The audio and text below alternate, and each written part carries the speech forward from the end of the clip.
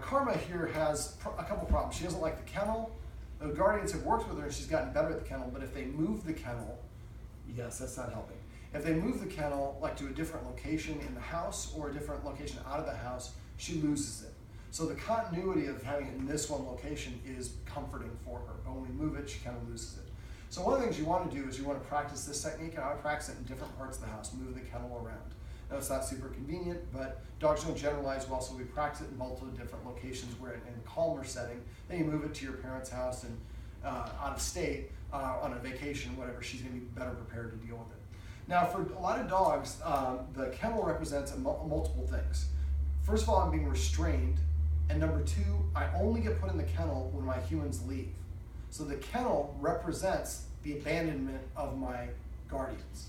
So what I'm going to do is I'm going to show the technique that I like to use. We're going to help the dog practice being in the kennel, but we're going to take away the two things that cause the dog to be upset. We're going to have the guardian stay in the room, and we're going to leave the door open.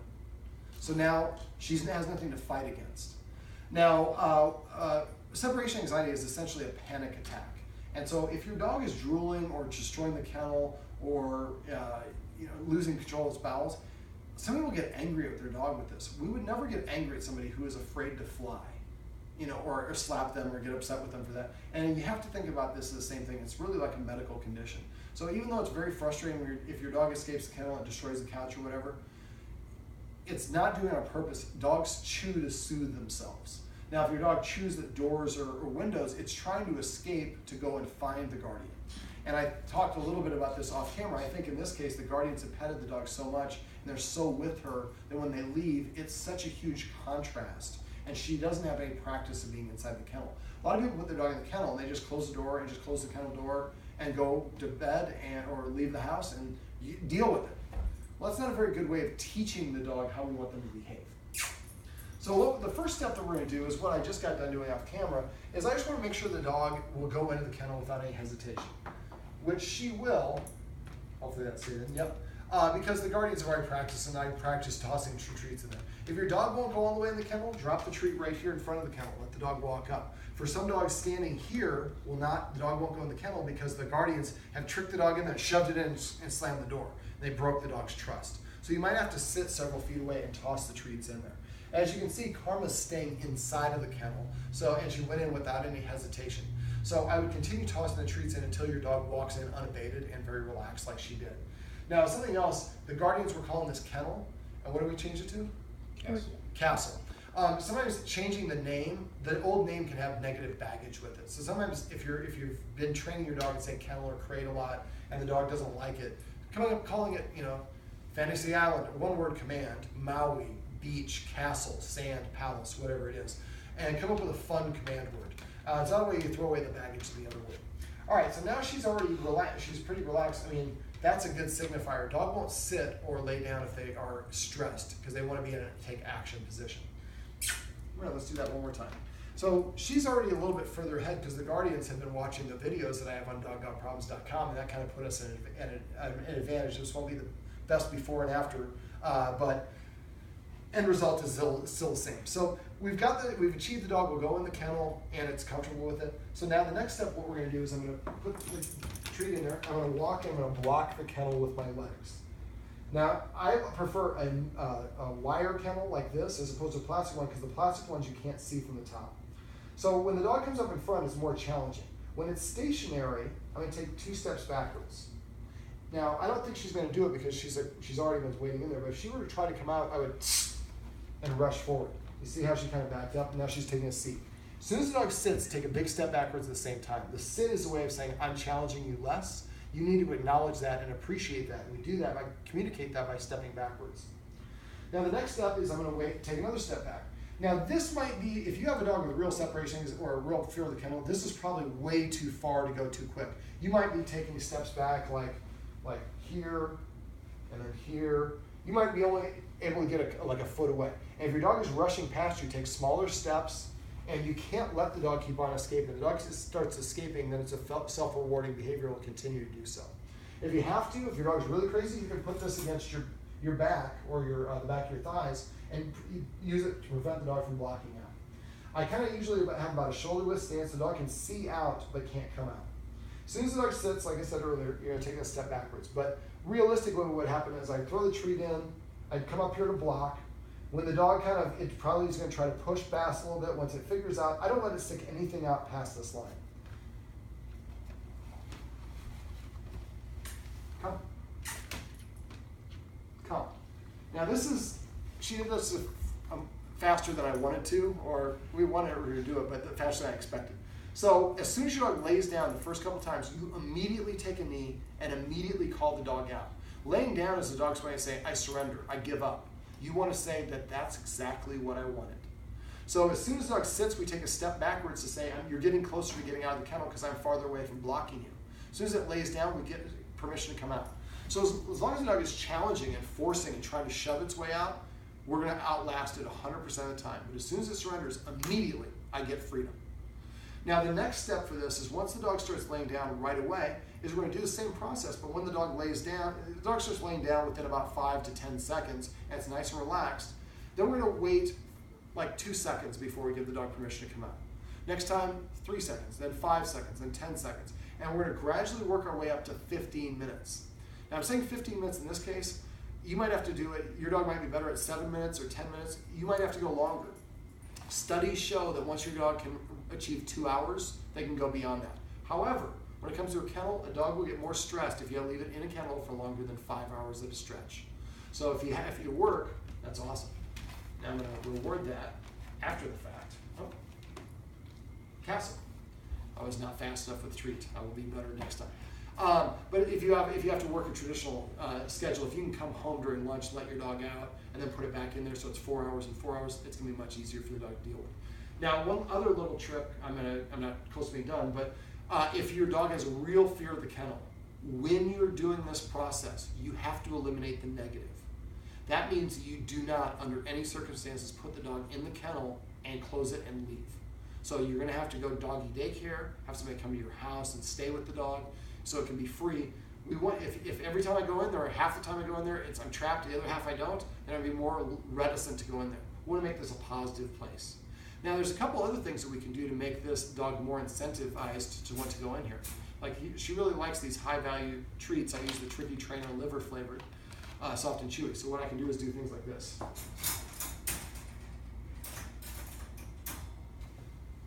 So now the dog wants to go into the kennel because there's something beneficial in the kennel. Now if your dog is really fearful, it's probably not going to matter, but eventually it'll get to the point where the dog will start pawing at the kennel. I want in there. If your dog likes marrow bones, bones with marrow in it, I get one that's maybe about 1 inch or 2 inches big. They're usually frozen. And what I do is I drill through keep it frozen, drill through the marrow, take a zip tie, run it through that, and zip it to the back of the kennel pretty low. So dogs like marrow is like a really, really high value bone. Well, but normally they'll go get it and come out and go chew it somewhere else. No, so we keep it in there. So in this one, we would keep the door open, but the only way I can chew on the marrow bone is inside. I'm practicing something pleasurable, enjoyable inside the kennel. And while we're doing this, the door is open and the humans are here. So again, what we're trying to do is build up a lot of positive credits for being inside the kennel. So it's just leaving a bully stick or a favorite toy or high value treat or food item in there will make it easier for the dog, give it more of an incentive to want to go into the kennel.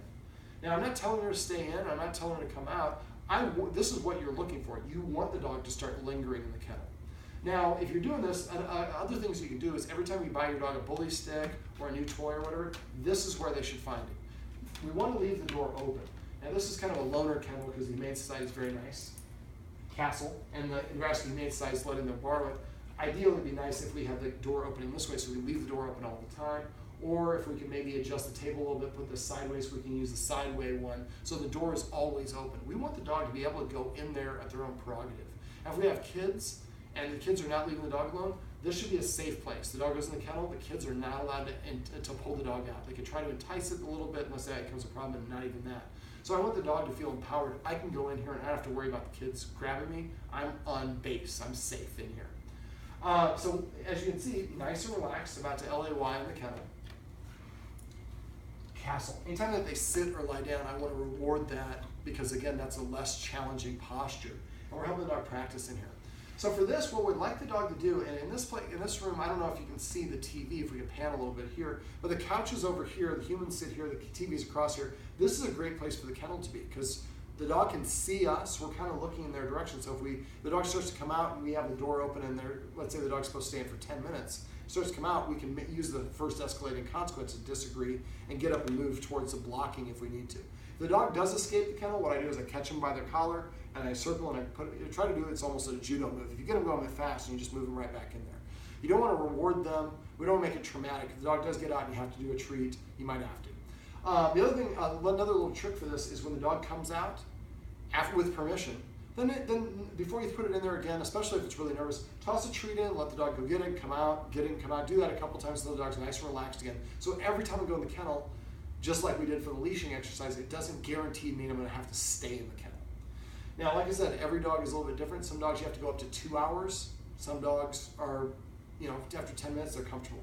But the idea is we want her to start practicing going in here and being calm and not this whining, whimpering, and trying to defeat the kennel. That's practicing a panic state. We want to practice a calm state of mind like this. If you watch the dog whisperer, I'm not in a calm submissive. I don't want a submissive dog. I want a calm and balanced dog. And what we want to do is gradually increase the amount of time that she has to stay in here while the humans are here. The door is open and the humans are here. So I've taken away the two things that I'm fearful of being in the kennel about. Now, once we get to the point where we're at, let's say 15 minutes is the mark we're shooting for. Once we get to 15 minutes, then the next time we do it, once the dog lays down, I close the door. I'm not latching the door. I'm just closing it. But you see, as soon as the door closed, ooh, they're going to leave me. So now this is the next step in the progression. Now we want to wait until she LAYs. And as soon as she LAYs, then I'm going to open the door and call her out. Then the next time we're going to do the same thing we did before. LAY plus 5 seconds, then 10 seconds, or whatever the iteration. Play around the iterations. And you get to the point where, let's say your dog's laying there for a minute and you try to go from 1 minute, 2 minutes, and at a minute and a half the dog starts panicking, you probably take too big of a jump. So go back to 1 minute, practice it at 1 minute a couple times so the dog's nice and relaxed, then go maybe a minute and a quarter, then a minute and a half. Always back up a half step if the dog starts getting anxious or whiny. Now, I don't know if if she'll LAY here again, but I'm going to continue going through this. If she does, I'm going to let her out at that point. And eventually, we're going to gradually get to the point where she can stay in here with the kennel door closed but not latched until the 15-minute mark or whatever the benchmark is we're trying to achieve. Once we get to that point, again, the dog's had a lot of practice being in the kennel in a calm way. Then we can actually latch it. Go back to the square one again. When the dog lays down, we close it and latch it. But at first, I might even stay here. This close proximity helps lend a little bit of moral support to the dog. Then eventually, next time I'm here, next time I'm there, gradually I'm going to get to the point where I can sit on the couch. And we do it so progressively, the dog's able to deal with it and go a little bit more. This is like every time the guardian likes to run. So every time she runs, she probably runs a little bit further. So when we build up our muscles, we add a little bit more weight each time we do it, or every certain amount, so otherwise we plateau. So now if your dog's really anxious, you could do that. You can let it out for the SIT. If it won't go straight to an LAY, that might be too big of a jump. So again, read your dog and reward it appropriately. Come. Come. So say the word come, and then when it touches the lips, say the word again.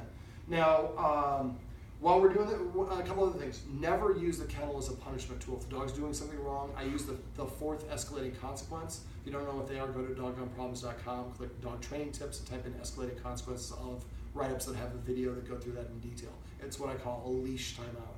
We don't want anything negative associated with this. This should be a positive place only.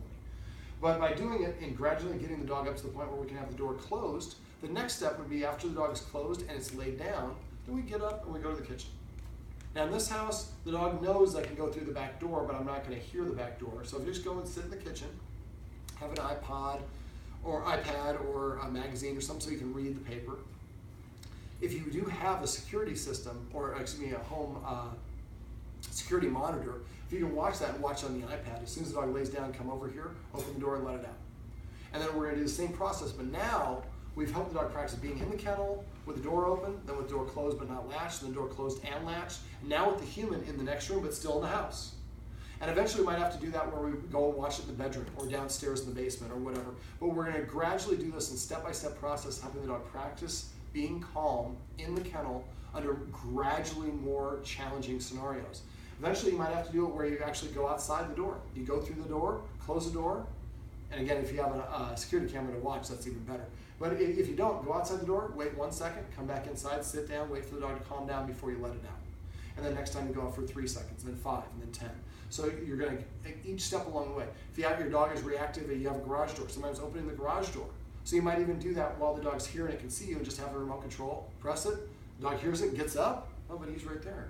So we're disassociating the sound and the vibration of the garage door or the diesel of the truck or the door opening or whatever these sounds are, we call these triggers.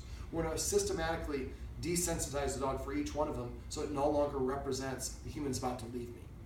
Or, now one other thing, and the Guardian had gotten this from watching videos, so we didn't go through this, but when you let the dog out, don't let the dog bolt out of the kennel. What I typically do is I open the dog's door and I stand in it like I showed in the beginning, and I wait for the dog to lay down before I let the dog come out.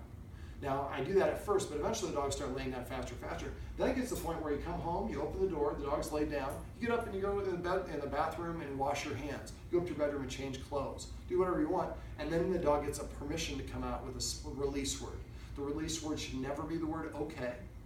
It's a very too commonly used word. And I like this release word to be very unique. So I've been saying come now, but I might actually do that when the dog comes, I might say release.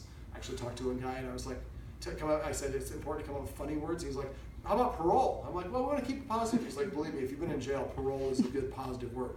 I took his word for it. But we don't want to kind of assign the connotation of jail or sequestering to this because that's a negative concept for us. You could use parole if you really want to. But I would say freedom, break, release, something that's a unique, distinct word. And then eventually, you can be eating in the kitchen, not even the dog came to see you, you can be in your bedroom, you can say release, and the dog comes out. So now when the dog's doing this, there's nothing blocking them. It's just air. They're restraining themselves. When we have dogs that have separation anxiety, building up their confidence, incorporating rules and structure, and helping them develop self-control are the 3 things we want to do to help the dog get over it. We talked about the other stuff on camera, but these are the secrets to kennel or crate training your dog and making sure it feels comfortable. Again, you have to help the dog practice being in here. Throwing a dog in a kennel and leaving is not practicing. Some dogs that you get lucky it works, but most dogs it's going to cause a problem. All right, Karma, what do you think? Come here. Sit. Did you know how to shake? Shake. That's a good way to end the video.